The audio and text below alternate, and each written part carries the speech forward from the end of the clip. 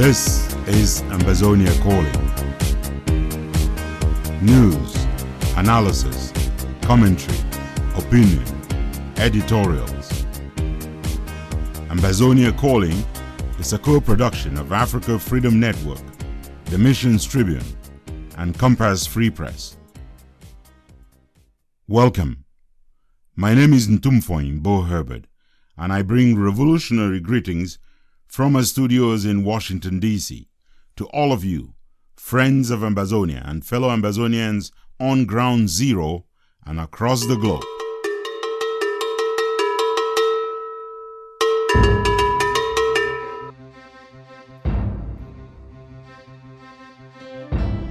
At the end of the historic ASCPC conference Saturday, leaders committed to be servants of, not masters in the revolution, and to foster gender equity, among other resolutions. I am Innocent Chia. The entire 8 million people who now have christened themselves Ambazonia do want unconditional freedom from colonization. We are all Ambazonians. We have to stick together. You know, now it's like fight or die. This was fireworks, people. This was a very, very, very productive endeavor. I just say make a come live. I just give a word of thanks, a word of congratulations to all our leaders. I think the most productive endeavor we have had in the struggle so far. I'm so happy. I'm so excited. Everybody was engaged. Everybody was fired up. Everybody was ready to roll up their sleeves. As a member of the SDF, as the son of the soil called Southern Cameroons and Ambazonia, I will not let people discuss things concerning the territory which is mine, the country that I belong to, and then all of a sudden I become a stranger.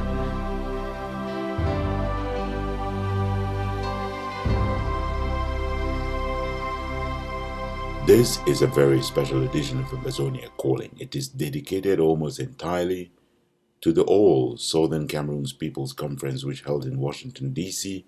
from the 29th to the 30th of March, 2019. Delegates traveled from far and near. They came from as far out as Germany. They came from South Africa, from Nigeria, from Ghana, from Ambazonia itself. They came from Canada, of course, and from as many states across the United States as you may care to enumerate. By the time they left, they could raise their voice proudly in the hail, hail, hail of the great Ambazonian nation.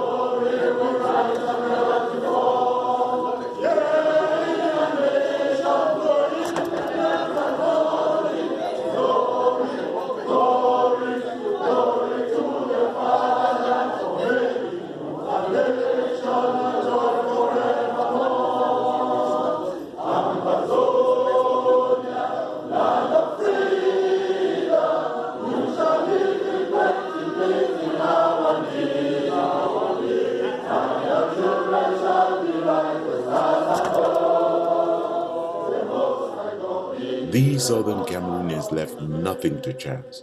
They stormed the conference venue as the real vanguards of this revolution, stunning watch, confronting, challenging, and winning over any unionists and federalists to the cause of an independent Ambazonian nation.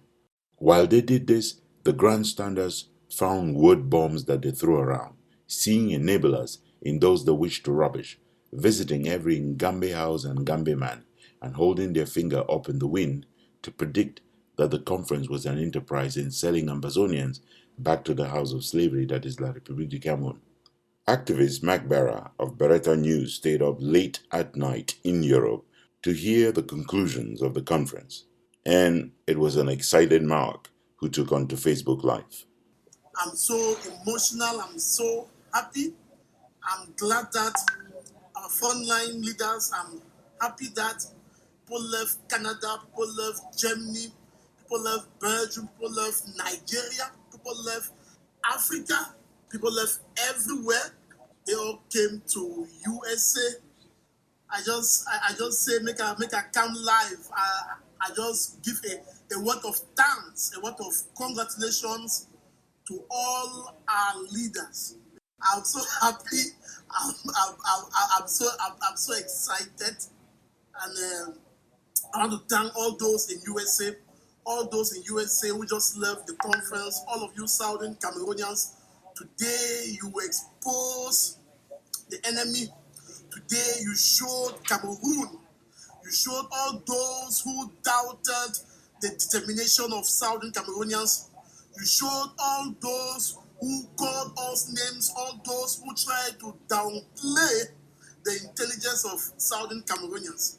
Today you have resolved to be united. You have resolved to listen to the words of our mothers in the bushes.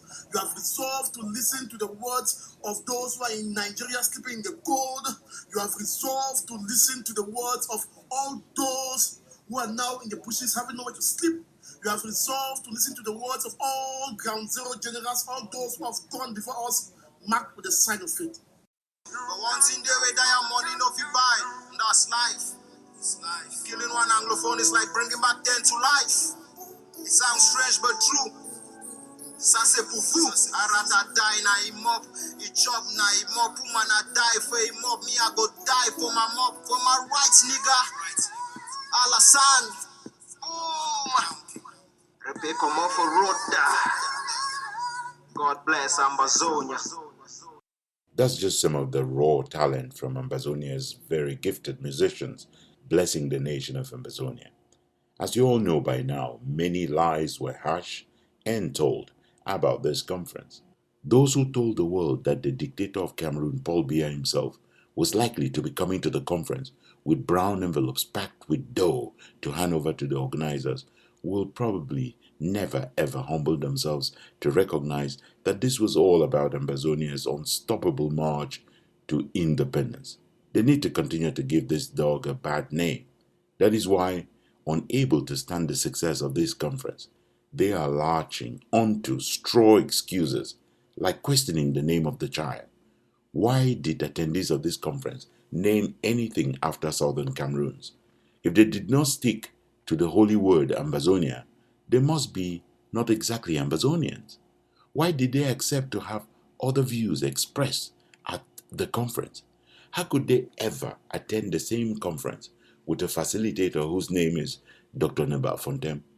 How can anyone else organize a conference except they, the ordained of the gods of Ambazonia, the only ones who are born to organize these conferences for our people? Just so sad. Those who quarrel the use of the name Southern Cameroons need to be reminded that this revolution is all about restoring the independence of Southern Cameroons, which incidentally we have renamed Ambazonia. So long as the restoration process is not over, we must be at liberty to evoke the historic events, the circumstances, and the facts that the name Southern Cameroons confers on Ambazonia. Southern Cameroons, this is who came under consideration for and was granted independence by the United Nations General Assembly next month, 58 years ago. The fear of calling it Southern Cameroons by that name by which it was recognized in its birth certificate at the United Nations can only be born of the kind of stupidity that would cause a man who changes his name in old age to then claim that he never ever bore any other name. The claim that calling it Southern Cameroon somehow makes it the southern part of colonial Cameroon is only valid for those who do not want to look up any facts of geography and history. And they would only be true if the now independent nation of South Sudan is somehow the southern part of the neighboring Republic of Sudan from which they detach themselves. That there are two Congos, that there are several Americas, and that there are at least 4 Guineas can only be confusing to those who are lazy and disrespectful and cannot check up geography and history facts. If someone were to meet 2 Bo Herberts and did not care to make the distinction between the one and the other, it would not be for want of distinction. When the substance achieved at the Washington conference is too powerful to contest. Lazy people, as one musician, Prince Yerima Martin Afuakom, once argued, lazy people start suggesting that those who convened the Washington D.C. and succeeded at doing so are probably using some charm from some sea mermaid or a mamiwata. The claim that Southern Cameroons cannot be used in talking about Ambazonia is the equivalent of telling a married woman that she cannot claim anything if it bears her maiden name. The overwhelming majority of those who met in Washington, like the overwhelming majority of those who live in our homeland, is to get to that independence. They're all about one slogan that rang through this conference. Esimo. Yamboka. Esimo. Yamboka. Yamboka. Esimo. Yamboka. Esimo. This was our people crying out for their independent nation. Those who wanted the Washington conference to fail, of course, looked at someone like Dr. Fontem and did not believe that he had paid a price big enough, that he had the credentials to lead anything in this revolution, that he had any right to make an effort to bring our people together. It makes matters worse that none of them even cared to give him a listening ear. What Cameroon has done to us, I want you never to forget. The pain they have brought to bear on this generation, I want you never to forget. Not out of hate, but so that the next generation will remember and make sure they do the things they are supposed to do, never to go through this again. I will continue to play my part to ask the people of Southern Cameroons to take their revolution into their hands and continue the fight to liberate themselves. I'm sorry to say, because of France's policies in Africa, in French Africa, the state of La République du Cameroun do not have any pressure on them to find a way to resolve this issue, because they are always thinking that no matter what happens, France will always be there to give them coverage.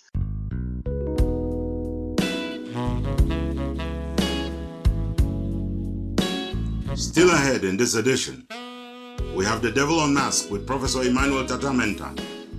We have a winner of the Nyamfaka of the Week. And we are not done until you have heard our letter to Joshua. So stay tuned, kick back, relax, and enjoy Ambazonia Calling.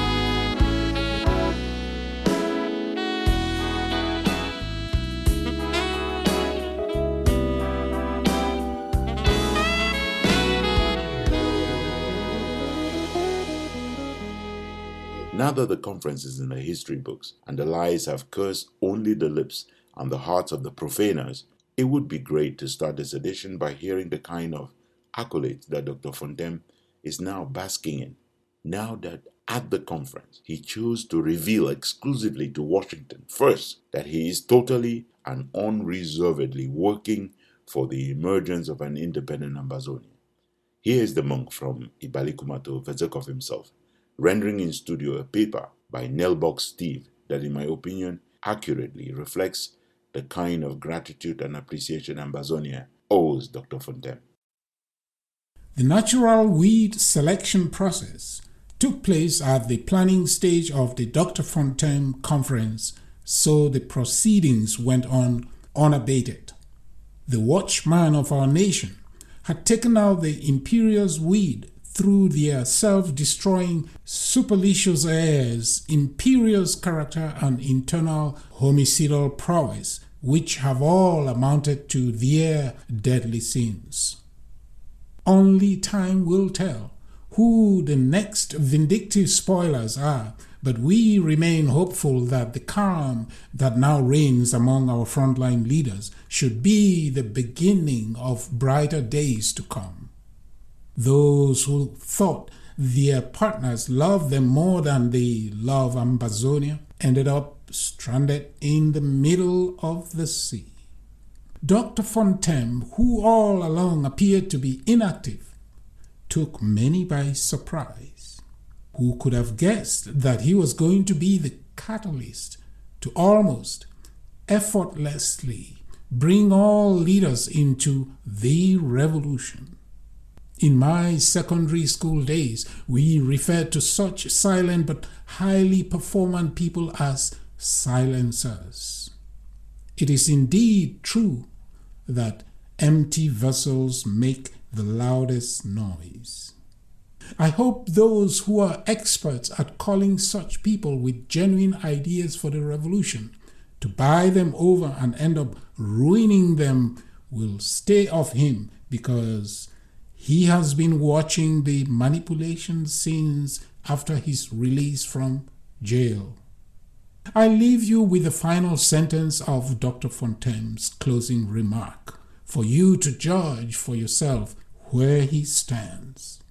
Quote, "I pledge that I will continue to give my own quota to the liberation of Southern Cameroons with integrity and will discharge all my efforts in all honesty." End quote. In the studio for Nelbox Steve, this is the monk. Come on for road, Satan come on for road. I carry Holy Ghost, Ambazonia is a fact, I know be just like I want boast. The whole world know say you get dossier maintenant. Mon français mal, je m'en fous, tu es feignant. Pays de grandes ambitions, tasa angoissement, atanga tikona, school drop atanda wana vraiment. Y'a reshuffle men list, na daso lancement. For survive from Boko Godfather na de chemin. We will return to more coverage of the conference, but first, let's go to a news summary for the week. Our news wrap-up is brought to you by Innocent Chair. Southern Cameroonians, Ambazonians, meeting at the largest conference organized in North America since 2018, and 99.999% for their independence and against any form of federalism with La République du Cameroon. While ascertaining this position at the opening of the conference Friday, participants also adopted far-reaching motions, all aimed at building the kind of selfless coalition that Ground Zero has been demanding. In addition to Dr. Fontem, who made it clear that he stands with the people for an independent Ambazonia, conference organizers, including Dr. Ebenezer Akwanga of the APLM, John Ba Akuro of the Consortium, Dr. Samuel Sako of the Interim Government Group, Sali Likowo of the FSCWO, Ntumfoyn Herbert of Maurice, and Mark Cheps of Republic of Ambazonia made formal commitments to work together on a newly created platform known as Southern Cameroon's Liberation Council, SCLC, or the Council, to bring to an end Cameroon's military occupation and administration of Ambazonia. Leaders committed to be servants of, not masters in the revolution, and to foster gender equity, among other resolutions. International observers, including from the U.S. State Department, the U.S. Congress, and the UN, were mostly present. A highlight Saturday was also a futuristic presentation called Ambazonia Sing, now available on YouTube. Professor Carlson Anyangwe delivered the keynote speech on opening day, Friday. Several participants surmised that the ACPC conference felt like a return of the revolution to the people, the God-ordained People's Revolution. The AGovC of Dr. Cho Ayaba, remarkably absent from the Washington, D.C. conference, has also completed a high-level diplomatic mission to the Basque territory in Spain. Led by its Vice President, Dr. Nyi, the head of diplomatic affairs, Dr. Ayamba, and the leader of the AGov in Spain, the delegation held high-level talks with power brokers from political parties and other institutions across the board in the Basque territory. A do-not-travel advisory has been issued by the U.S. Embassy to Cameroon in Yaoundé Thursday for U.S. citizens planning to travel to Ambazonia, otherwise known in colonial La République du Cameroon as the Northwest and Southwest regions. The Level 4 warning states, quote, "In the Northwest and Southwest regions, a separatist movement has led to increased levels of violence. Armed clashes between separatists and government forces and other acts of violence, including kidnapping for ransom and arson, have occurred. Ongoing conflict has led to a breakdown in order, crimes of opportunity, and a significant decline in medical resources in large areas of both regions." End quote. A level 4 warning is the highest after level 3, which says to reconsider travel. Level 2 is to exercise increased caution, and the lowest level, level 1, is to exercise normal precautions. It would be recalled that in addition to a March 27th ban on 20 Cameroon military personnel, civilians, and ministers traveling to the US, more than 100 soldiers assigned to the 1st Battalion, the 502nd Infantry Regiment, the 2nd Brigade Combat Team, the 101st Airborne Division returned to Fort Campbell in Kentucky from their deployment to Cameroon on March 24th, marking an important phase of U.S. material support withdrawal from the embattled Cameroon. Meantime, experts with intimate knowledge of the inner workings of the United Nations system are expressing deep shock and concern over the fact that the Security Council has seized itself of the crisis in the Cameroons. The move, experts say, deprives the General Assembly of an up and down vote where the Ambazonian matter could be determined without a veto. But the Security Council platform provides France, no matter what the other permanent and non-permanent members do, veto power with which to prevent Ambazonia's sovereignty from ever being cleared. You are listening to Ambazonia Calling, your space for educated news analysis, informed opinions, and commentary towards the recognition of a free, independent Ambazonia. I am Innocentia. Stay with us.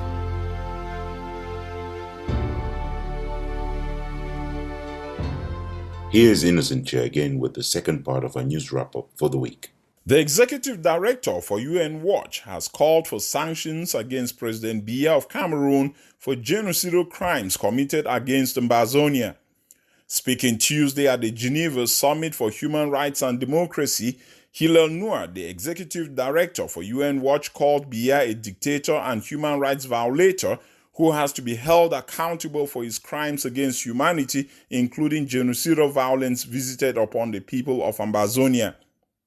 But the condemnation by Hilal Noor falls desperately short of the goal of obtaining a special rapporteur on human rights on the Cameroons, according to a motion brought before H.R. 40. We at UN Watch are very concerned about the situation in Cameroon. It's a dictatorship. We know that minorities are being killed, English-speaking people. Not enough is being done, and we urge the international community to take action and to hold Cameroon to account for their gross human rights abuses immediately. 38 of the 47 countries seated in the United Nations Human Rights Council supported the motion brought before it by 72 human rights organizations. The UK took over the motion and fumbled the ball again by calling instead on Ambazonians to accept mediated talks without preconditions, a position that the United States Department of State is also actively selling. UN Watch is a Geneva-based non-governmental organization with a stated mission to monitor the performance of the United Nations by the yardstick of its own charter. Several cell phones, then guns, and even a laptop are among a plethora of items abandoned or left behind in a hurry by the Red Dragons of LEBIALEM Tuesday in what was purportedly the biggest catch of the Paul Biya Atanganji doomed to fail disarmament commission.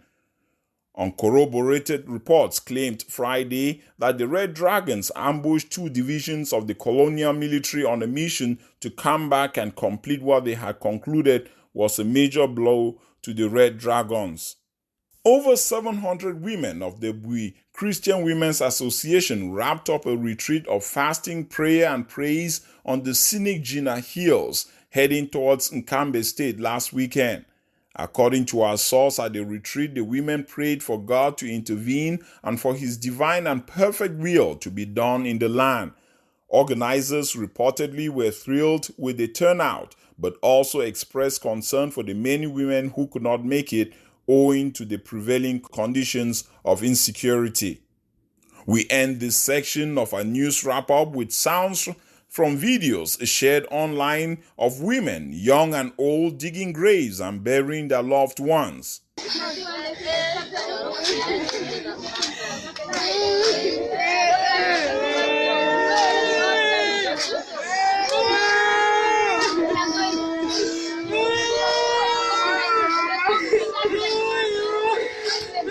Of this couple in Womb, MENCHUM State, burying a son and two brothers after La République du Cameroon soldiers pulled them out of their homes and shot and killed them Thursday, March 28. The man where a movie gone kill them. May God enjoy them. May they know they can't approach no gear for them. When I go what I find, the people for the check too. If they come and they not blame me because I know for do what you have to do. People are there for help me. Me, I don't want to win with them. They don't understand when they say what I don't love. No, they not can blame me. God go judge to people do what I do.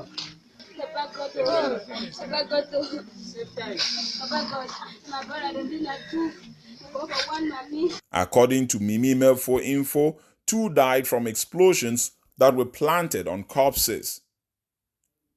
As for Honorable Joseph Bananzim, SDF parliamentary leader, he literally died in exile Saturday morning in Yaoundé. Innocent Chia, Ambazonia Calling.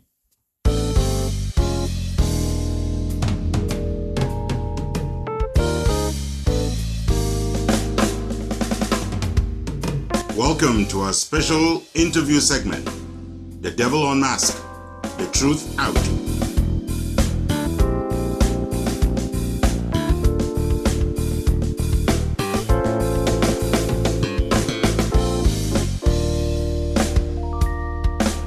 Barrister Mantung Jutambe and Tani Jude Agwa Ozugen met with Dr. Ebenezer Akwanga in the sidelines of the All Southern Cameroon's People's Conference in Washington, D.C., and discussed the origins and the troubles of the previous efforts to bring Ambazonian liberation movements together. We have Dr. Akwanga here with us. I'm going to let Tangi Jude Ozugen commence with the interview and I'll join him. I understand that you were one of the prime movers behind this initiative.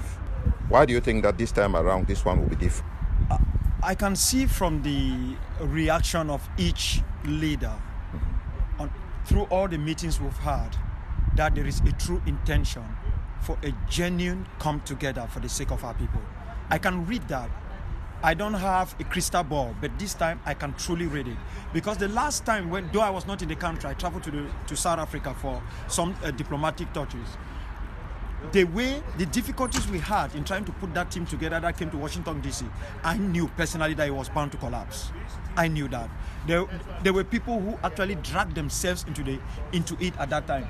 But if I can tell you that someone like Comrade Herbert, on more than 2 occasions, have to drive for how many hours to come down to my place? The same with John Ba Akuru, the same with Cometa Elvis, leaving school, abandoning part of his school requirements, which was training, take permission from his assistant coach to come and be part of it. Mola Sako himself have to do the same thing, driving from Baltimore. In fact, he will call me and tell me that he's driving late, he will be 1 hour, 20 minutes late. What should he do? I say, keep on coming. We will sit and wait for you. So the enthusiasm, the determination, on 2 days we were meeting. And these people have to drive from afar. So the discussions were so friendly. They were so friendly. I don't know, frankly, if you ask me, personally, I might know what has triggered the attitude of certain individuals, personally, but that is not for me to say out there. But what I want our people to know is that they should give this a chance. The only people who scuffle this is not the leaders. It is those hanging behind them who call themselves surrogates. Because there are some of us leaders, as I said in our conference, that some of us are hostage to some Ambazonians. Those who maybe they give money to us and they want to also lead us to lead the rest of the people. They are holding us hostage. They might have an individual leader that they don't like or a particular group, organization or movement they don't like. They will be telling him, if you go this way, I'll no longer support you. At times they don't say it directly, but they signal it. So the leader will know that, look, if I go down this road, these supporters who are behind me, I'm going to lose them. So I've said it and I want to repeat. The first thing each leader should do is to liberate our consciences. Country comes first. No, we know that you cannot just move into it like that, but country comes first. So I am very, very sure, I can say this with every certainty, that we are really, really determined to take this to a different level. We are very determined. Dr. Cho Ayaba, who is equally one of the prime movers of this liberation struggle, developed a lukewarm attitude towards this conference and ultimately did not become a part of it. I don't know whether you guys have any particular structure in place or you guys are actually thinking of eventually bringing him into the fold. How do we work so that we bring him in and make sure that the gains that we are making are sustainable? The council that has been created, our coming together as leaders is open for every individual, organization, group, or movement that belongs to the liberation struggle. We are not saying that people should go and create some mushroom stuff because they want to come and sit on the table. What people don't understand, and what I myself do not understand, and I've questioned the AGC. I called the vice president, I did not get him, Dr. Ni. I went to Comrade Waters, Keyaka, he never got back to me. I got Johnny Karawa and I spoke with him frankly. That is it that your only problem is that we are working with enablers, and that enabler that you are calling is Dr. Fontem, or you have another problem? Because if you do not have another problem, then there is something definitely wrong with you people. I said that to him. I said, because you guys send an invitation to us and say it's private and confidential. Dr. Fontem is invited. Agbon Kongo is invited. Even somebody of the SDF, Wiba Joseph, is invited. You invite even Cardinal Tumi's group. They are invited. I can go on and on and on. I know there are many people in the AGC that I know, and there are many of them who are not as committed to the freedom of our people as Fontem Niba. You get me? I have to be very frank. Let people stop doing these crazy things that they're doing out there. I've also told the AGC, if the AGC think as a group on their own they can liberate Southern Cameroons, let them go ahead, I'll back them. But if they know they cannot do it, and they are not ready to work with the others, they become spoilers. You know what happened to spoilers during war? I won't tell you. They themselves will understand what will happen to them.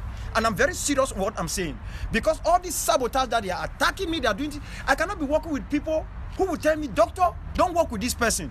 But only for me to discover they are talking with that person. Their anger is to make me, Dr. Kwanga, to be seen as the main extremist. While they are there, they see them like, oh, these are the good guys. And they have done that time and time again. I have audios, I have evidence of all of this. So I am saying it's simple. What they have been doing as an organization or a group is important.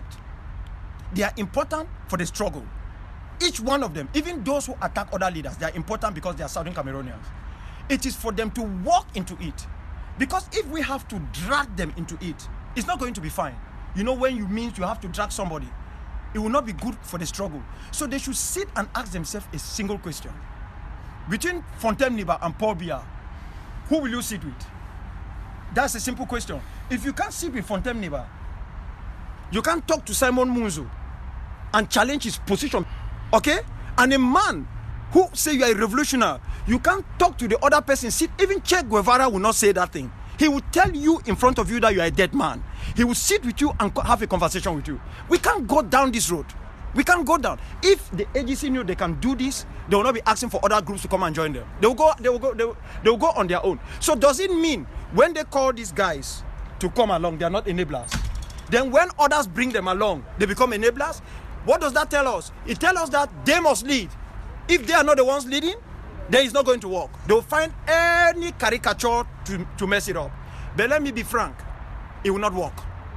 It will not. They are important, but they should understand that these things are short-lived. I like the way you've tackled the response to the question asked by Dange Judozugen. Having said that, the appellation of Dr. Fontem as an enabler, as a federalist, or as a unionist, or as a sellout, or as an agent of La Republique is nothing new. Within the past 2 days of meeting with him here and the time leading up to meeting with us here, what is your takeaway with this same Dr. Fontem? Is he an enabler? It's a straightforward question. A yes or no? No, Dr. Fontem is not an enabler. Is Dr. Fontem a restorationist?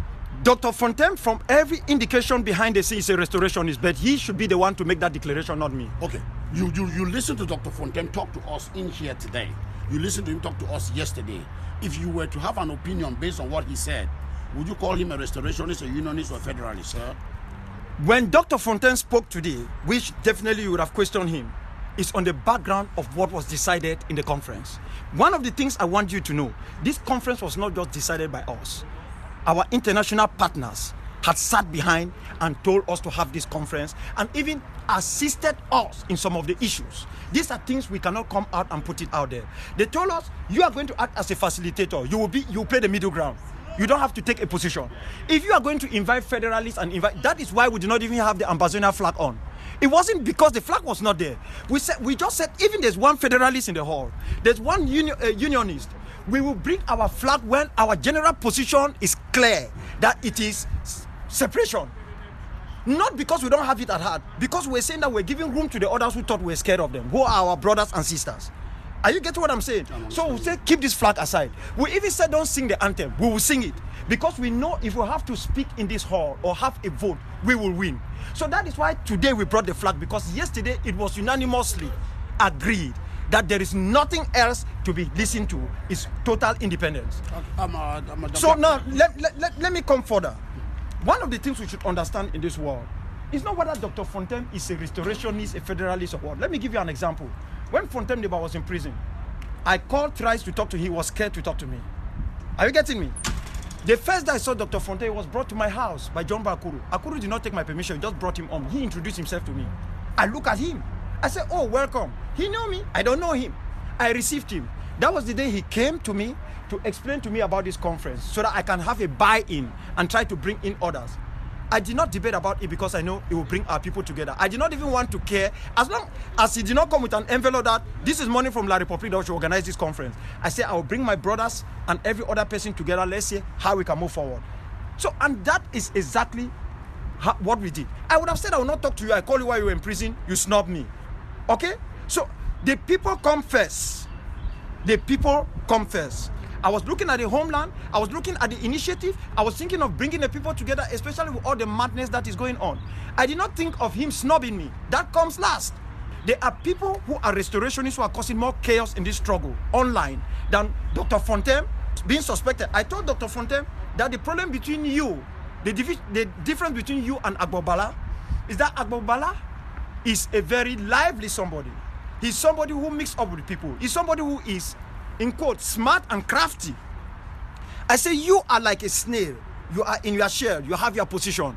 You don't put it out there. Because you don't put it out there, I mean, many people see it and start judging from their own end. We have discussed these things behind the scene. But that does not mean I'm going to throw him out. I'm not going to do that. If I have to throw him out, as I told the AGC, I will never talk to anybody in the AGC for what individual AGCists have done to my character and to the character of others. I said, but I cannot work that way. If I do that, Southern Cameroons will not go forward. Ayaba might not have said it, but I know he has abetted individuals who are doing those things. So I could say, I will not even talk to Ayaba. Ayaba needs to go out and apologize. So, but you cannot work like that. We have to understand these things are there as human beings. We need to move forward. Thank you, Dr. Kwanga. My next question to you is that this is not the first rodeo that the frontline leaders are riding on. The frontline leaders called us in DC not too long ago. They held hands, they marched in front of the White House to a cheering crowd, okay, and huge applause. And barely hours after that, everything was gone. Let me tell you who collapsed it. First, I was the major initiator of that, though I was traveling out of the country. Do you know why it collapsed? The problem is there are things behind the scene you people do not know. Only having that conference at that time, even somebody like Comrade Bo believed so much in Comrade Ayaba. He was taking Comrade Ayaba's side and was thinking that the rest of the leadership was against Comrade Ayaba. He has just come to realize the reality of things. Are you getting me? Because while we're having that meeting and Comrade Ayaba had intervened by phone and the rest, there was no good faith. I knew it would collapse, but I did not know it would be that soon. Because though I was trying to bring everybody together, I saw the rancor, the argument, the silly type of discussions. I knew problem was coming. Remember, that was also the time that they have just slaughtered people, I think at MOMO or somewhere. And ADF was being accused. And it was ADF versus IG at that time. And all of the headache we have had has centered between these two groups. If it's not AGC, it's IG. I mean the headache, forget about other conflicts that we have had. So these are the problems that we have had. So the reality is that it collapsed because when they took a decision, listen to this very well, that they are going to use a joint account to put in money. The AGC was in that meeting, the others were there. They agreed that they will use the IG account. Are you getting what I'm saying? When the money came in, it was someone from the AGC that night and someone from the Republic of Ambazonia who took the money hostage. That was the beginning of trouble. They had agreed to put the money into this account. They would have said in the meeting where the leaders were meeting, the leaders would have said, no, we don't trust you, IG, will not put the money there. You will not accept that you will put the money there, know the amount, and then you will share it, and then all of a sudden, you start saying that you are sending your people behind the scene, not in the open, not to the leaders. This was not done by the leaders. Individuals were representing their groups. They said, no, we don't trust this IG. You hold this share of the money. You hold this share. Until it implicated the IG with a bank account and the rest. So we have to be very realistic in what we are saying. Okay, Doctor, one last question. This is very important since you already mentioned it. Many people claim that the idea of a joint account or a joint treasury is a wonderful initiative. What was the driving force behind it? What safeguards have been put in place to prevent a situation where member organization or constituent organization of this scheme may decide to go solo? Yeah, what we have said is that because of fears from certain groups, we have told them in black and white, we will not ask you to dissolve your bank account. Because you are still an entity, an independent group. So you can come into it, we have a joint account, but you are still running your own affairs. We have said that categorically clear. Because you might like what is going on, but you like to give your money to Morris. We are not going to beat you up that you must put into the joint account. As long as during that time there is no squabbles, there's no problem. Now for those there, every entity that belongs to the council, we have a representative there. We are not touching the monies. We have also said that there has to be some sort of a monthly report. It's not going to be something that is going to be sheltered. These are our ideas, but we have told the finance committee to sit and make most of the decisions. We are also saying that there will be a certain amount of money that there might be just 2 people to co-sign, but there will be another amount that every individual will have to co-sign depending on how large the sum is. So we have put those things into place. We have said that even you buy water, just water, you have to record it, don't take it for granted, and you put it out there when the time comes. So, but for now, they are still building, the joint account is there. It is already there. The problem is, it would have been functional long time ago. It was that the IG was resistant of it. And everybody knew that, those of us who were there. Until now that we set up this structure that everything is coming to play. So let's give it a trial. Let's get those who are there for the finance committee, give them maybe 3 months and see what is happening. That does not mean if Morris has his own money, Morris will not do what they want to do. And if Morris needs something from there, then they will be able to say, okay, we are dishing this amount of money, Morris is doing a diplomatic mission somewhere, or is doing this or doing that. So we know money is a very dangerous thing. But we have said that, for me, I don't like dealing with issues of money because I know the complications and danger. So I've said that there must be maximum openness in what is being contributed and put into that funds. That is what I have said, and that is what most of the other members have agreed to. So when the fundings come in, and then we see how it is moving forward, then we'll begin to know whether it is another scam that has been set up, or there is reality that a new dawn has come into this struggle financially. Ambazonians are becoming increasingly fond of you. They even label you Papa Ambazonia. One last word for our self-defense fighters on ground zero. They should understand that this struggle is in their hands. Because even if those of us who are here in the diaspora get mad and wash our hands off, they can run away from there. They cross over to Nigeria, Nigeria will do rendition to them, or they might want to go to Ghana, some don't even have papers. So I feel for them. I have told them this is your struggle.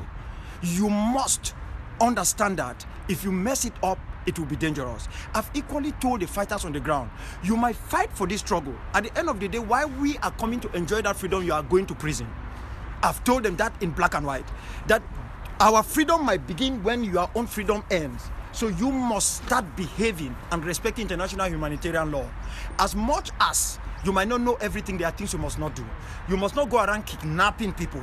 You must not go around, you see a small child wants to go to school that the uncle or the father have sent them to school. You catch the child and cut the finger or the hand. The first thing we know in our culture is you must respect your father. If your father says goes to school, you have to go to school. And they must understand these children are seeking for education. They are not against freedom. They want education so badly. That is why even though there is war and they think that the classes have opened for one day, they want to go there. Raping is totally unacceptable. For me, it is the worst war crime. And anyone who commits that crime, after this struggle, there are things we can pardon. That one, you will go to prison. justice must befall you. And you cannot go on setting fire and burning people's houses, or somebody has a land issue. It is not for Ambazonian soldiers to go and be entering into a man and a wife having a problem, and then you want to become the judge. There is a land issue, somebody reports to you, you want to become the judge. That is not what we expect from them. The moment they will lose the local population, we will begin losing this war. So they should understand one thing.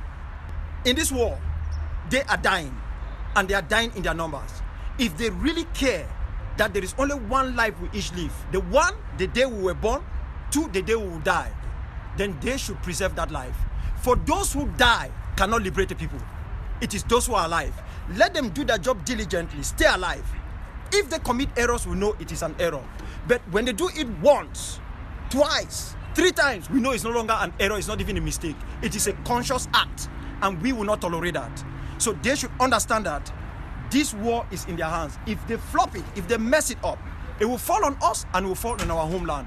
But we have reached a level where we are not ready to tolerate that. Anyone who will keep on abrogating the rights of our people rather than facing the enemy, then that person is going to have him or herself into trouble. Thank you, Doctor, for your time. Thank you, Doc. All right, thanks.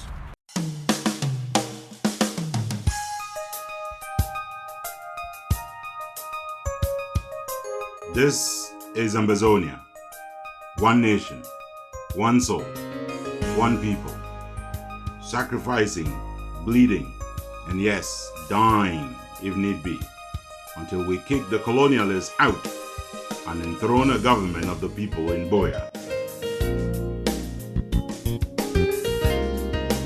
The founder of Ambazonia, His Royal Highness Ngojidinka of the Republic of Ambazonia, was represented at the conference by Harrison Abinte.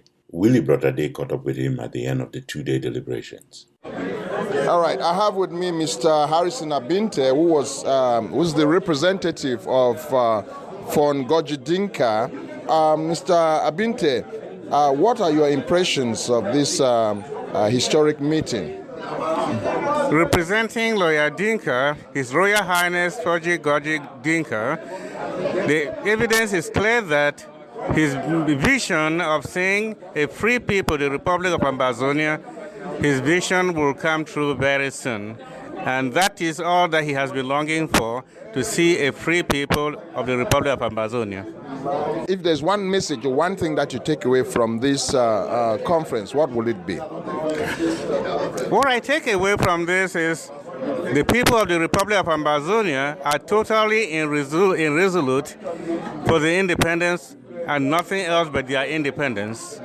And it's not looking back, but looking forward, recognizing that their independence was well established and they have never been secessionists.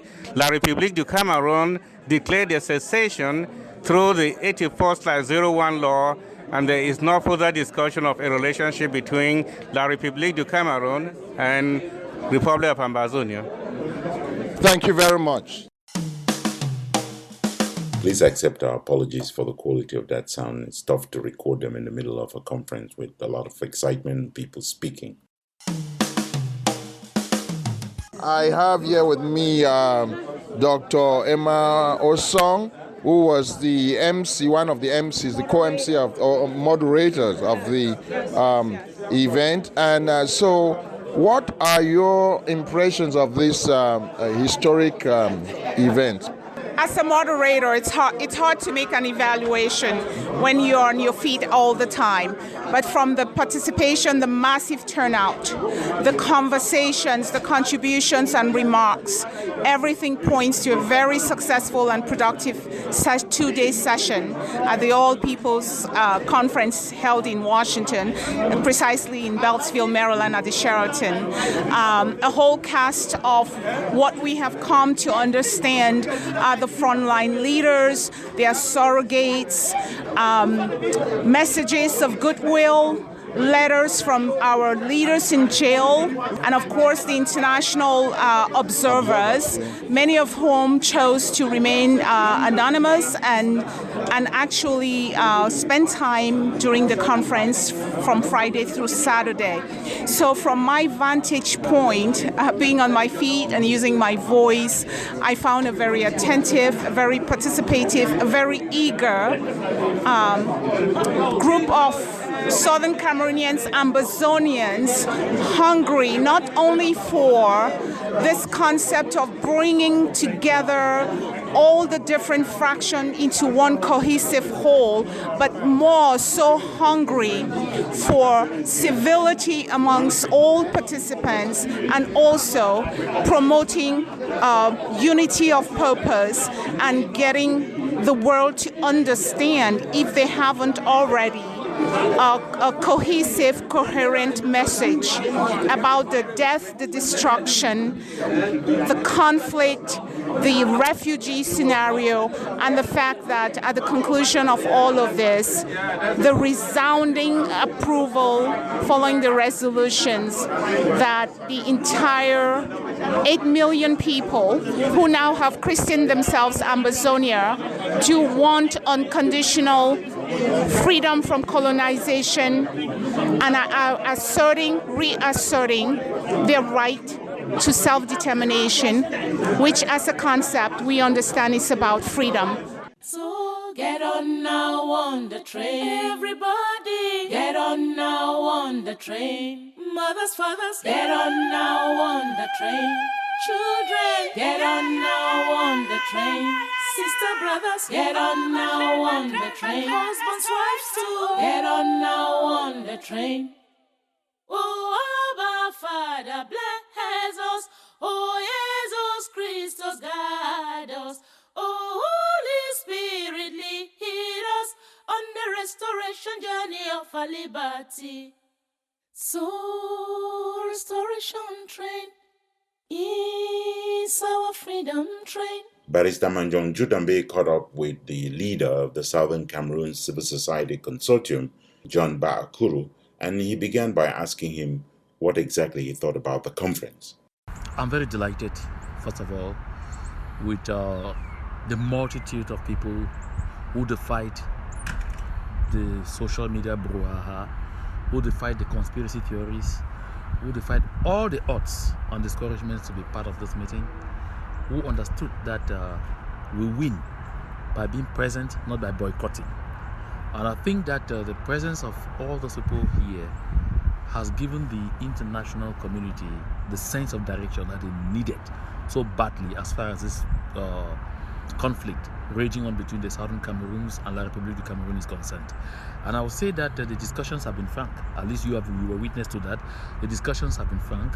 Each and every one had the opportunity to say what they felt, and the presentations too also demonstrated very clearly that the people of Southern Cameroons have had a nasty experience with La République du Cameroun, and that we as a people, behaving like a very loyal housewife who wants to keep her marriage, did everything over the years to make the marriage work, but it failed. Although it was even an unholy marriage, because it had no legal trappings, it couldn't be binding anyway. But we'll try to say, even if Nakam we stay, let us try to make some sense out of it. But it didn't work, and so overwhelmingly, you saw for yourself, the people said the time to put an end to such a devilish and murderous experiment is now. And so I particularly want to thank the people for their discipline, because the conference, to the best of my knowledge, was well conducted. Everybody behaved themselves very well, and I think that people were not shy in asking questions, and those who received the questions were not shy in responding. Now, one of the big highlights of the conference is what happened on the sidelines, that the frontline organizations felt it makes sense that despite several attempts and failures at working together, we will never win without working together. And so we agreed that we have now to work together under the framework of a superstructure called the Southern Cameroon's Liberation Council. I know some have been quick to ask, why did they not say the Ambazonia Liberation Council? Remember that at Conclave 1, that ever happened, we adopted the name Southern Cameroon / Ambazonia because we said, it is our names. We can't detach ourselves from the two names. And so at every given point, whoever says Southern Cameroons is talking of Ambazonia. Whoever says Ambazonia is talking of Southern Cameroons. So there are two sides of the same coins, because there are people who don't even know what Ambazonia is. So when we say Southern Cameroons and then Ambazonia, they say, oh, I see the link.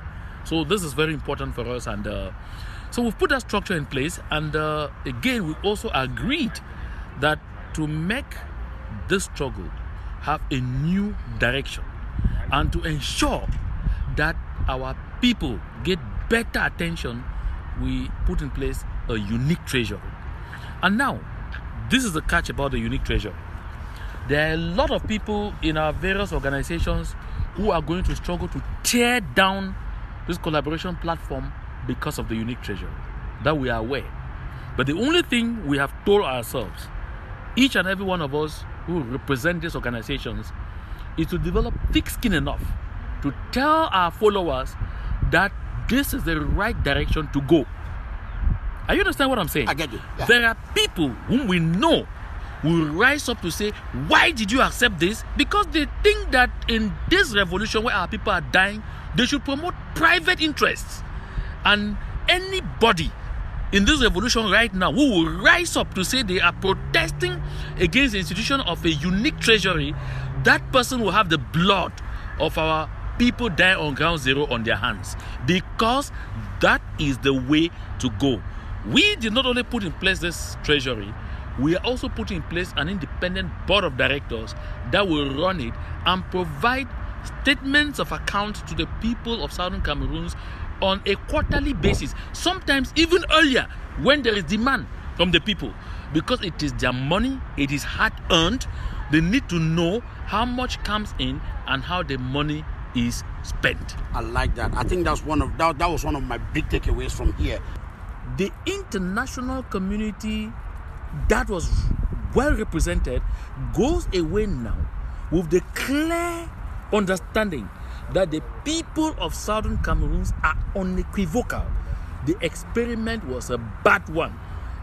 This whole thing was a bad dream that needs to be forgotten the earliest possible.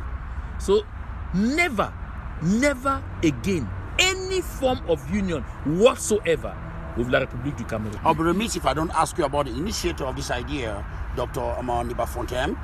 I want to ask you, what is your takeaway? Is he a federalist, or unionist, or a separatist? Now, if I go by the tears I saw coming down the cheeks of a lot of people when they listened to him, I now understand that the people realized that they were wrong. Yeah, the people realized that they misjudged a gentleman who has given a good lot of his life fighting for the freedom of the people of Southern Cameroons. Dr. Fontem spent 8 months in prison. When he came out of prison, the pressure on this gentleman within the framework of La République du Cameroon while he was on the territory to give even one press briefing to say one thing that they could hang on to use in saying this man has dissociated from this struggle, he never gave them that opportunity. Can anybody go on records anywhere to show us where Dr. Fontem ever said one thing in Cameroon? On the media when he left prison, he had a period of stock taking. This guy was watched from day one until the day God gave him the chance to leave the territory. And as soon as he left, the first thing that preoccupied his mind was my people. He couched this idea. We saw it. There were a lot of misgivings about it. A lot of misgivings about him. And all the leaders came and said, but wait a minute. Even if Dr. Fontem were a federalist and brought this beautiful idea, why don't we jump in and even seize it from him? But at the end of the day, we saw that we didn't need to seize it from him. We couldn't even try seizing it from him because his vision was even greater than what most of us couched.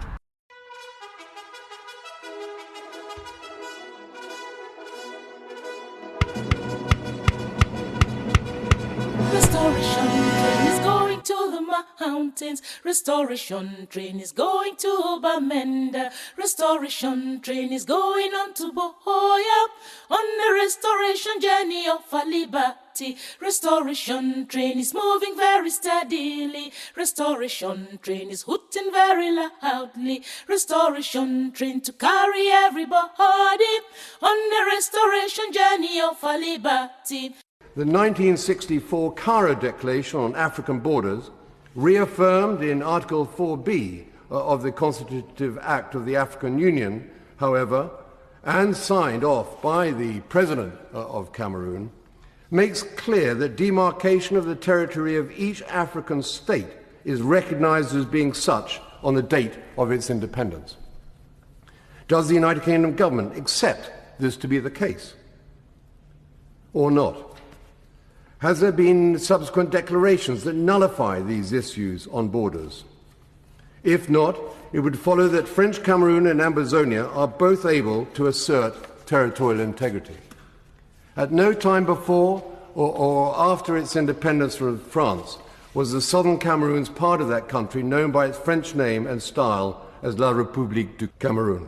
So, restoration train is Ambazonian train. Whoa.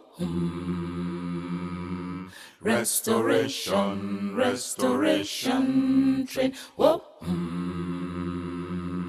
Restoration, restoration train. Whoa. Restoration, restoration, restoration train is going to the border. Daniel Judagwa was again caught up with Mark Cheps. He is the representative of the Republic of Ambazonia nationalists. He traveled in and participated at the conference, traveling in from Canada.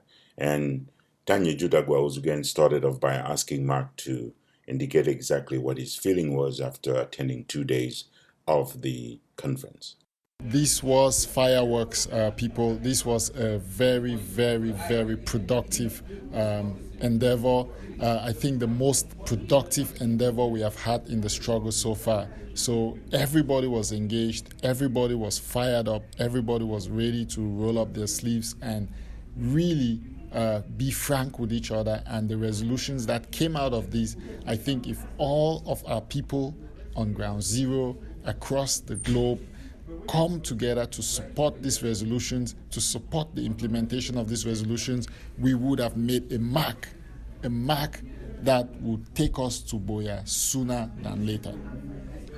Yeah, comrade, I know you delivered a hair-splitting paper yesterday, and I know that there are some Ambazonians who were not, who missed it.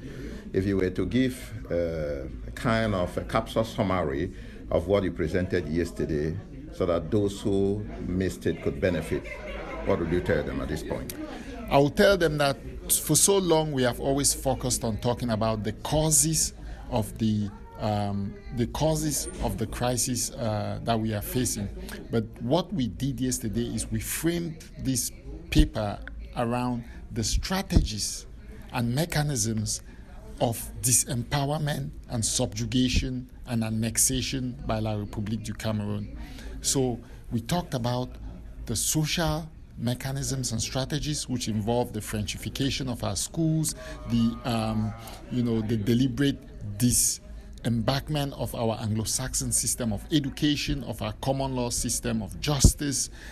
We talked about, on the economic level, the land grabs by administrative officers who take our land and distribute it to their people. We talked about the transfer of French Cameroon citizens into our territories to dilute our populations. They attend our schools, our universities, and they begin to speak our language. And then sooner or later, we don't know who's the real Southern Cameroonians. A few months ago, there was a collaborative framework that was put in place in Washington, D.C., where all the frontline leaders came together, they held hands and they were walking, and they made a commitment that they were going to work together. That generated a lot of anxiety among Southern Cameroonians as they greeted it as a remarkable show of progress. What makes you think that this time around, what has been put in place will not ultimately collapse like a pack of cards under the tickle of a child's finger? What makes me very confident is the reassurance and recommitment of the leaders. They said, we acknowledge our mistakes. We made mistakes after the last Washington conference, and that is why it collapsed. And we have come here, we have recognized those mistakes, and we are going to be working to build from where we started and to ensure that we do not repeat the mistakes we made last time. And there has been a lot of things that have been demonstrated at this conference to show us that, in fact, they have recognized those mistakes and they are doing all to build upon it. In fact, one of the leaders said, in fact, they made a commitment. They made a commitment here today that they are going to refrain from attacking each other, but not just that they are going to come out and condemn publicly anybody who attacks one leader or the other. And that is one of the biggest things that we need going forward. Another thing, despite the absence of certain individuals at this conference, the leaders openly called for these individuals, somebody like Cho Ayaba, who wasn't here. The leaders openly said, come home. Come home. We are ready to take you whenever you come home. That to me is very demonstrative of the lessons that they have learned and how forward-looking they are. The idea of a joint treasury is something that has been greeted by many with an overdose of applause. What are the safeguards that have been put in place to ensure its workability, to ensure that it is sustainable? Well, the last time they talked about the joint treasury, it was just talk. Now we have heard some actual concrete proposals as to how this joint treasury is going to be implemented. We have heard that it's going to be managed by an external board. We have heard that all of the entities would have representatives, but the chair and the actual officers of this board are going to be independent, neutral persons. So that in itself is a very, very positive step. Like every other thing, and that's what I want to remind our people, is that let us give this time. A lot of work needs to be put in to actually craft the structures, the policies and procedures that are going to govern these new structures. And so, yes, while we are all excited that these things have been announced and these things have been created, a lot of work has been put to craft how these are going to operate, but let us give them time to finesse these policies so that moving forward, we are not going 2 steps ahead and 4 steps back. Thank you very much, Mr. Chep, for talking with Ambazonia Calling. You have a safe trip back to Canada. You're welcome. Thank you.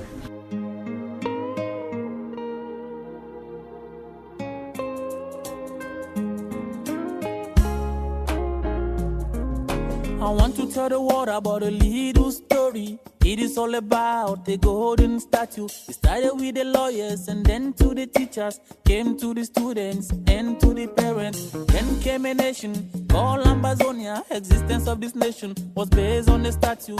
You may wonder why it was based on the statue.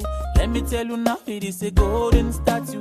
Oh no, no, it is a golden statue. Oh no, no, it is a golden statue. Oh no, no, it is a golden statue. Oh no, no, it is a golden statue. Now what is the worth of this golden statue? We can pay you back if it's just this statue. Don't let more children die because of this statue. Don't let them burn more villages because of this statue. We've got gold, we can give a bigger statue. Oh no, no, who's gonna come to our rescue? In a city press, it is the golden statue. Let nobody fool you, it is a golden statue. Members of several wards of the Social Democratic Front Party of Ntumfoyn, represented in the Washington, D.C. metro area, attended the conference. Leading the delegation was Dr. Lebon, who spoke to our own Manjong Judambe about what his reading was from the conference as a member of the Social Democratic Front. I came to the conference knowing exactly that as a member of the SDF, I would not let not only member of the SDF, as the son of the soil called Southern Cameroons and Ambazonia, I will not, even if I were not a member of the SDF and a leader in the SDF, I will not let people discuss things concerning the territory which is mine, the country that I belong to. And then all of a sudden I become a stranger. But I will say one thing, from my own personal observation, from the time of 1992, when we won elections and were cheated, by Mr. Biya, the same Mr. Biya. From 1993, when the first AAC held, 1994, the second AAC, the 1996 constitution, which was a reconciliation of all the opposition forces in Cameroon, even including those inside the Francophone territory, and the bad faith of implementing that constitution, which shows that Cameroon, the government of Sabiya, lives in violation of its own constitution. I can tell every Cameroonian one thing, that there is a tribal junta of the Beti tribe, which uses the CPDM, like the canopy, for coloring, for getting stooges to present as if the CPDM is ruling Cameroon. It's a tribal junta ruling Cameroon. And I want to say something. These people call the people of Southern Cameroon Ambazonia. I have come to conclude that given the intransigence of the Biya government, given their denial and their continuous killing, and the speaking of Bulu in the military, they use that language to kill and to burn houses, to burn old people, feeble, weak people on their beds. They see themselves burning, they cannot run away. Infants are burnt alive. Villages are scorched to the earth with no sympathy. They kill the poorest of the poorest, deprive them of their economic livelihood. What do you think I can say as a member of that society? I do not see that reconciliation. Even if we reconcile to stay together, it will be a false reconciliation because the enmity will be worse. It will keep prolonging the enmity line, the fighting line forever. So I want to say it very clearly. If anybody is in the Southern Cameroons today and thinks that there can be unity with this government in Yaoundé, particularly the Beti government in Yaoundé today, I'm very sorry. Perhaps if Kamto took over, we could have considered something else. But right now, I endorse the separation, the freedom of the Southern Cameroons for its livelihood, for its survival. Thank you, sir. Also in attendance at this conference was the person who has become known as Deportee Number 1, the first person who got deported from Cameroon after receiving a visa regularly, traveling from the United States into Cameroon and getting reversed at the airport. Brado Echu Tabenyang is also comptroller at the IG. He was the comptroller at Maurice as well, someone who knows a lot about how finances are run at these organizations.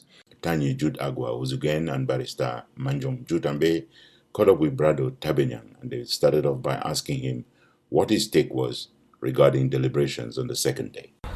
I think the most important observation is the desire for us to come together collectively to chart a unified way forward. And I think there is a lot of sincerity, and I hope that after we all rise, we can continue in that spirit. My fear is normally at the end of every conference, when we make very good decisions, there is the difficulty to implement. So I think the structures that have been proposed to be set up to have an inclusive agenda for everyone, if we strongly believe in what we have decided here today, it will be a huge positive for the revolution. You took us back a little bit to before it's difficult to implement the things that we agree on. What, in your opinion, were some of the hurdles that prevented us from implementing the things that we had agreed on earlier? I think the first point of contention has always been the legitimacy of some of the frontline leaders. And the tendency for people to try to operate within a certain confined environment where they feel that they have some absolute control. But today you have there is that demonstration of selflessness from I would say most of the frontline leaders, that we understand that all of us have a stake in this struggle, and it's only from that belief that I personally think that we are going to succeed. So if that dedication that has been demonstrated here is carefully followed through, and then the individual frontline leaders understand that it is not about their various entities, it's not about their various organizations, but the collective will of the Ambazonian people that is at stake, then I think we can succeed after this conference. Mr. Tabenyang, you talked about legitimacy of frontline leaders. What do you mean by that precisely, sir? Again, I do understand that all of us had contentions with the way some of these frontline leaders came into being or becoming frontline leaders. And I think if we sit in a collective setting like this and then dedicate representatives that would reflect a cross-section of our population, there is a lot of legitimacy. But when you have a handful of selected individuals who sometimes maybe take upon themselves to become leaders, there is a problem, because the general picture of people within each of these various or smaller entities is that they have a role to play. And then you go in there and really look at the ability of those individuals within these structures as a serious call for concern. So I strongly think that today, or for the past 2 days, given that we have all what it takes, from the creme de la creme, let me use the French word, that you have the best among Ambazonians come together to chart a possible way forward, I think we would, succeed this time. So the legitimacy is for us collectively agreeing that this is a structure that is going to represent us. Not in a situation where you have a handful of individuals decide that this is what is going to represent us, instead of having everybody get a buy-in. So we are living here, and I think all the frontline leaders have a buy-in into what has happened. That gives us the legitimacy. Thank you, sir.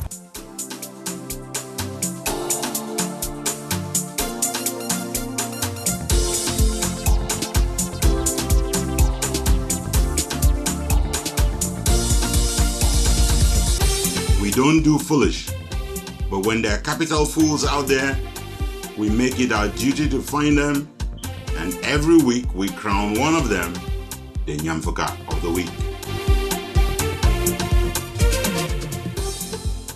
We have got a very abbreviated version of the Nyamfuka of the Week this week, and it goes to everyone who has been in leadership, whether as an activist, as a group leader, liberation movement leader, as a senior citizen of Ambazonia with a role to play to bring our people together. If you sat on the sidelines, if you joined in the partisan struggles, if you focus on your groups, if you caress your ego, if you looked at your pride, if you thought your honor was too much, if you thought humility was too low for you to go, all of the leaders who should have done better, who should have known better, who should have known putting two heads together was better than one, sharing the burden was better, collaborating, partnering, working together was better. At last, we come out of it, hopefully, but before we do, the crown of shame, first place, second place, third place finish. So the gold, the silver, and the bronze goes to every single Ambazonian leader who should have done something, who did nothing. Them all. It's time now, hopefully, that we build that big tent. One that has got a big heart, that's got an open mind, one that's welcoming, one that's patient, one that's forgiving and forgetting of the things that have happened, and one that is willing to pave a huge boulevard on that road to BOYO, on that march to BOYO. Let us fire on. Let us congratulate those who have pulled us out of this Nyamfuka position in which we found ourselves. Nyamfuka them all. We have to congratulate Dr. Fontem for taking the insults, for rising above the name calling, for sticking to what he wanted to do, for keeping quiet in the middle of all the madding crowd, and for focusing on getting our people where we need to go. Bravo. And for all of us who deserve that Nyamfuka of the Week, you are well served. Nyamfuka them all.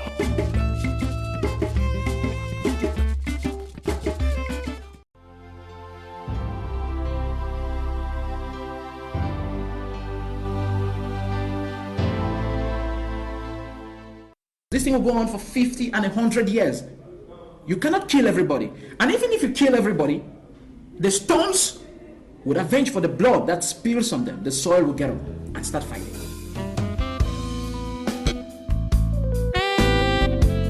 The people of West Cameroon cannot be your slaves. The people of West Cameroon are not, you did not conquer them in war. The problem we have in West Cameroon is the problem that will bring down Cameroon.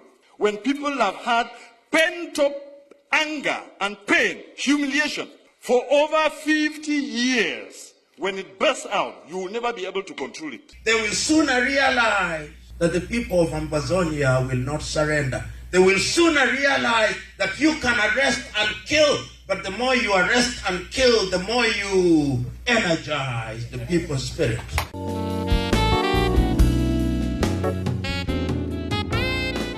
It is hard to find a more committed activist for the cause of Ambazonia than Christoph Messner. Ambazonia Calling caught up with him at the conference. My name is Judagwa Ozugen. We are of Ambazonia Calling. So we understand that you are one of those Southern Cameroonian or Ambazonians with an undiluted commitment to the liberation struggle of Ambazonia. And what has been your take of this conference so far? I must say that Ambazonia Calling is one of the most important voices in the whole struggle because of its intellectual niveau and also objectivity, all in all. So I feel very honored, to speak for, to make a contribution to Ambazonia Calling. People may criticize, it's okay. Constructive criticism is always good. Some positions may be controversial. But it is good, that they are spoken out. Yeah?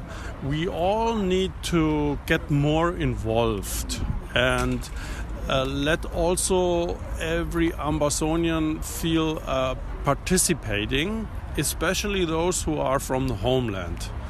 I would say that the whole diaspora, Ambazonian diaspora, needs to listen more carefully to the people in the homeland.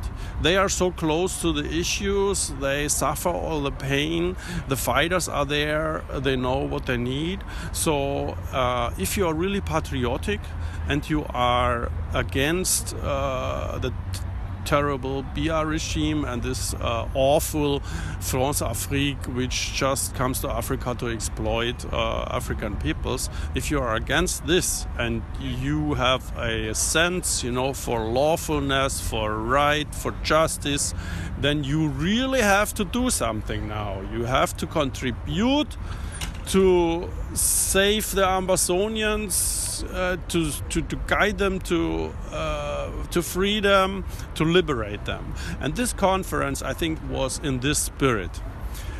Despite all internal differences, which may be still there here and there, with all the various groups and so on, and interim government, I think it was very visible that both the leaders and the groups and the diaspora Ambazonians in America, they are willing now to overcome the internal hurdles between all these groups and to say we are all Ambazonians. We have to stick together. Now it's like fight or die. And although many people don't quite know yet how we're gonna succeed and how long it will take, we all know that when we coordinate ourselves with discipline, we have very good chances. So the biggest obstacle, I think, is internal indiscipline. We have to overcome that. First of all, we have to be an Ambazonian. Yeah, I was happy to see that in this conference. I don't say, I don't go to this or that conference because there are this and that people. No, everybody who is doing something for the liberation has to be supported, no matter from which group. That's my position, always has been. That's beautiful, thank you. Yeah. I know that I want to thank you for the compliment that you just dispensed on Ambazonia Calling. When we receive encouraging words like that, it is what keeps us going. We have made a commitment to, put the truth out there, and we're going to do that irrespective of how people feel. We're interested in the truth, and we believe that by doing that, we're advancing the cause of social justice. But it is my understanding that you tabled a motion. What was the driving force behind the motion that you tabled for consideration? Well, I was printing out 10 points, 10 ideas on paper, and spread that in the conference just to chip in some productive ideas which might help to make the resolution as good as possible. So I don't come here as a white man imposing anything. I just I mention ideas and you are free to pick them or leave them. I always had it like that. Yeah, and I'm happy you know, both when you agree with some ideas, but also when you say, oh, that's not right, I have a better idea, I'm also happy. If you have a better idea, fine, that's great. Yeah? So I felt that, you know, some of my ideas were very welcomed, and I was happy about it. And then I also had the feeling some points of the resolution were even better.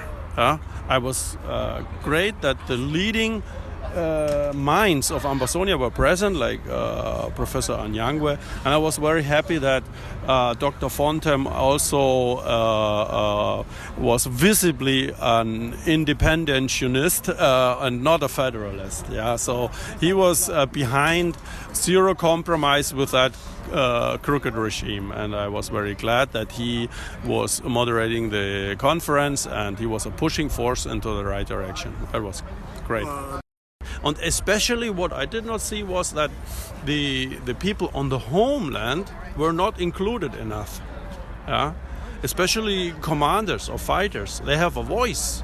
And it is so important that every fighter is educated about all the legal stuff, also about the vision of a democratic Ambazonia and so on.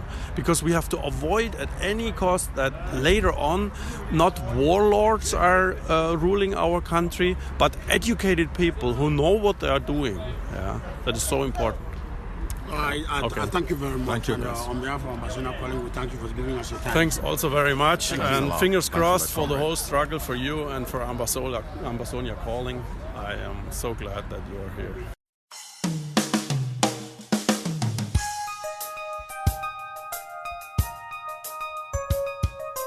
This is Ambazonia.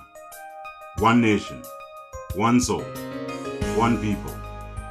Sacrificing, bleeding, and yes, dying if need be, until we kick the colonialists out and enthrone a government of the people in BOYO.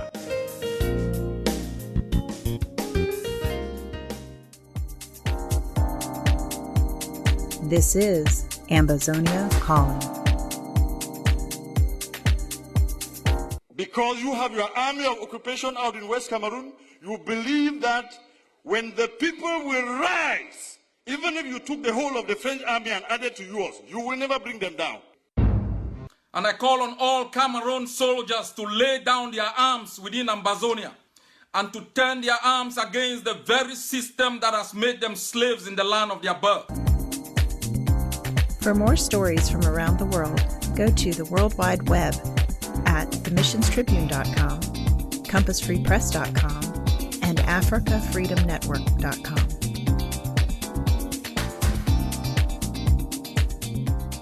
Here is our letter to Joshua.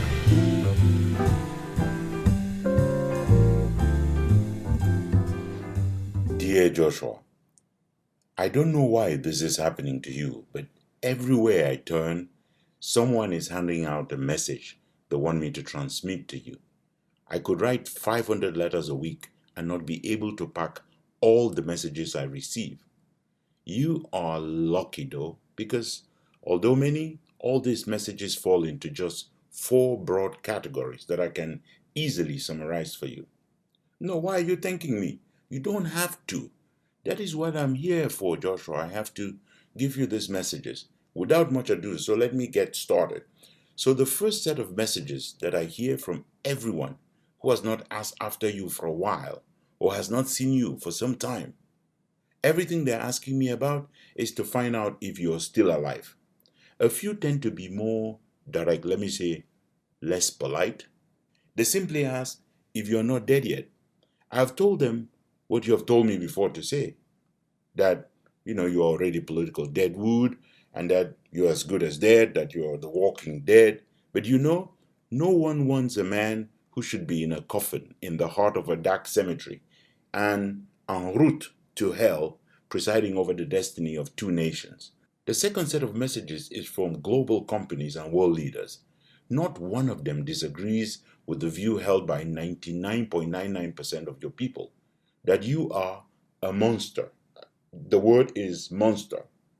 This is the one and only election you win so handsomely that if democracy depended on it, you would be justifiably crowned president for life of the Bread and Sardine Republic.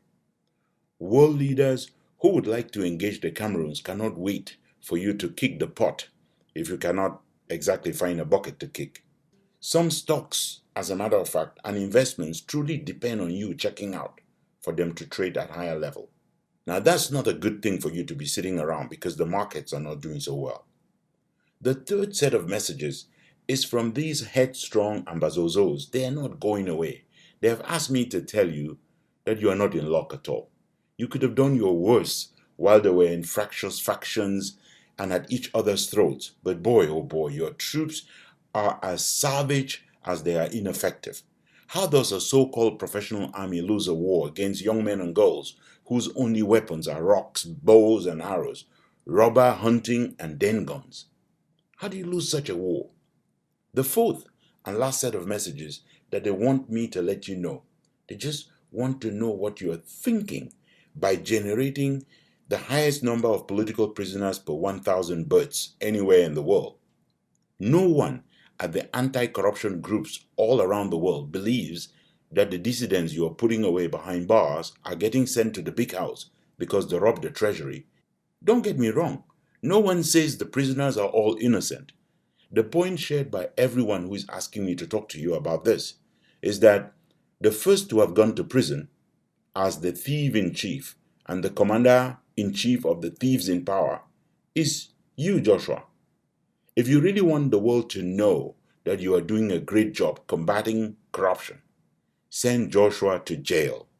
And that very day, corruption will be eradicated for good from the face of Njanga and Crayfish Republic. It may in fact be eradicated from hell.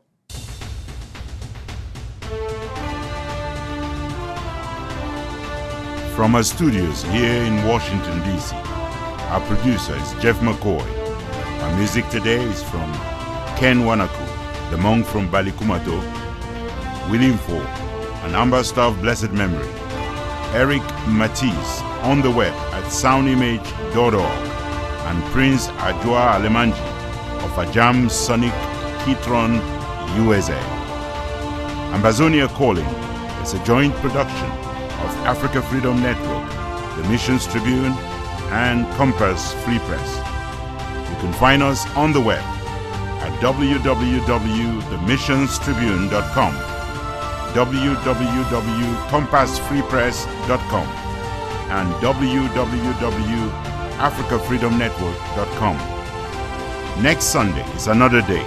Until then, keep the spirit, keep the faith, keep up the fight for justice and independence for Ambazonia.